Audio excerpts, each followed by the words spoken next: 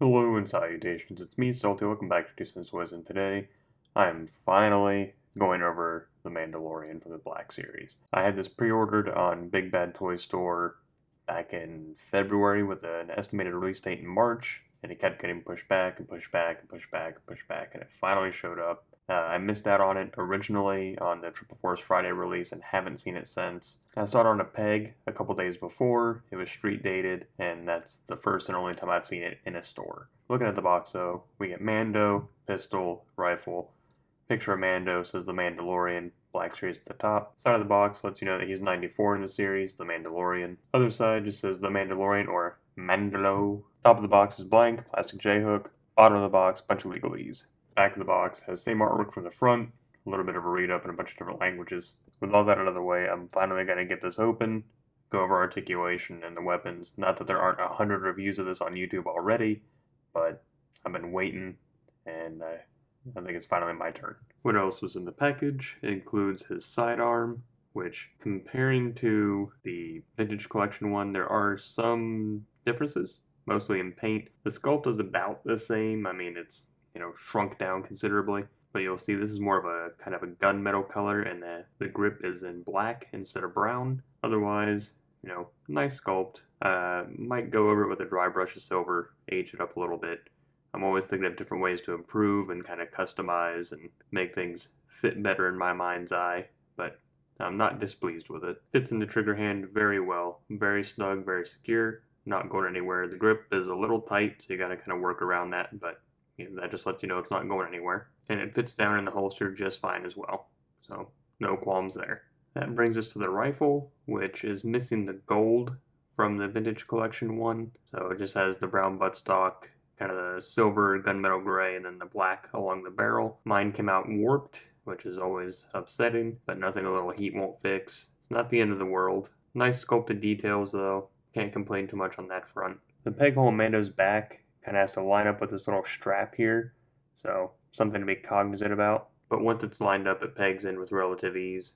You might have to work with it a little bit, but it'll work in there and stay perfectly fine. And unlike his Vintage Collection counterpart, I had no trouble getting this pose at all. Both hands on the rifle just fine. And his right hand holds the rifle just fine, no problem. It's a little bit of work to get it in there, I won't lie to you, but once it's in there, it's in there. No real issues beyond that. Which brings us to Mando himself. Gotta admit, I really like the sculpt on this. I think it looks the part. When I think of Mando in my head, this is what I see. Colors could be a little more subdued, like his tunic here could be a little bit dirtier. But I've seen online people getting cloth capes made. That's something I'm definitely going to look into, just because for things like this, I like cloth goods, but I'm not a cloth good purist. I don't have to have everything as a cloth good, but something like a cape, it's kind of clunky. Otherwise, the sculpt is really good. The paint, I don't have any kind of missed areas, so to speak. The damages all look correct, at least, in their application. Let's go ahead and go over articulation. So, in addition to what I think is a ball in the helmet, like just no disc, I think it's just a ball. It's really hard to tell, but it looks like, I know you really can't make it out, but it looks like it's just kind of a continuous, chunk of plastic up into the helmet.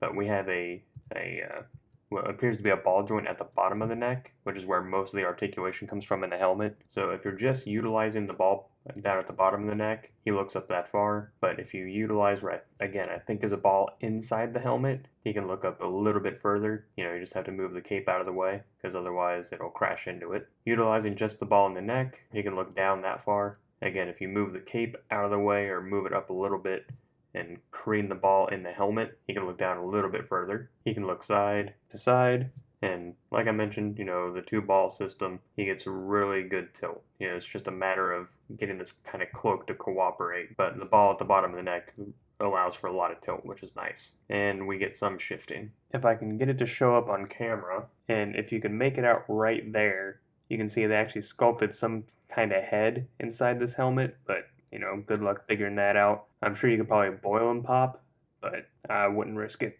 That's just me personally. Again, getting this kind of clunky cape out of the way. The shoulder spins 360 with no problem. So the shoulder pads are attached down at the bottom, so if you can get them up over this part, they come up to just under 90. We have a single jointed elbow that comes up at a 90, elbow swivel. We also have a forearm swivel under here. wrist swivel, and the right hand pivots up and down. The left arm also has that kind of forearm swivel, but the left hand pivots in and out. We have a dumbbell here in the abdomen, allows him to lean forward slightly, lean back a lot further than he leans forward. He can lean side to side. You get some very kind of tight detents for a swivel, but it is there. Even with his thigh pads, he can kick forward to just under 90, but a little bit less with the left leg, because the thigh pad comes up a little bit higher. Can't really kick back very far, but he can kick back a little bit further with the left leg. Even with the holster and the pads on the belt, he can kick out pretty far, to basically a 45 with either leg. We have a thigh swivel. Double jointed knee comes up that far. Ankle goes back, but it does crash into his armor a little bit back here. It goes forward a little bit, but crashes into the armor on the shin. Conversely, the other ankle goes all the way back and all the way forward, and ankle rocker, of course. Now, I opted to show you both legs just because of the differences in armor, in placement, like the knee joints are different and the stuff on the shin, where both arms have similar, shoulder pads or pauldrons and kind of, I guess, gauntlets, for lack of a better word.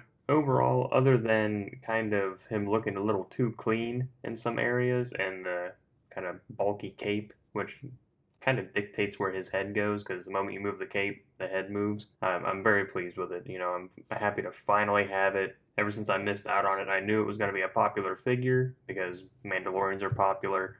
And then once the show kind of lived up to the hype, I knew it was going to be impossible to find him. I'm just happy to finally have him. I have the Beskar armor Mando on pre-order, so when he shows up, we'll definitely do side-by-sides and an individual review, of course. I would be remiss in my duties if I didn't show you a side-by-side with Mando and Baby Yoda, or the child and Din Djarin, if we're using their official names, which some people get really hung up about that, but you know what we're talking about when we say Mando and Baby Yoda. But there they are side-by-side. And I guess the scale is okay. Baby Yoda seems a little small to me. Is what it is, I suppose. I still wish I could get a little bassinet, which I still might make one. I think he'd look better a little bassinet on the shelf.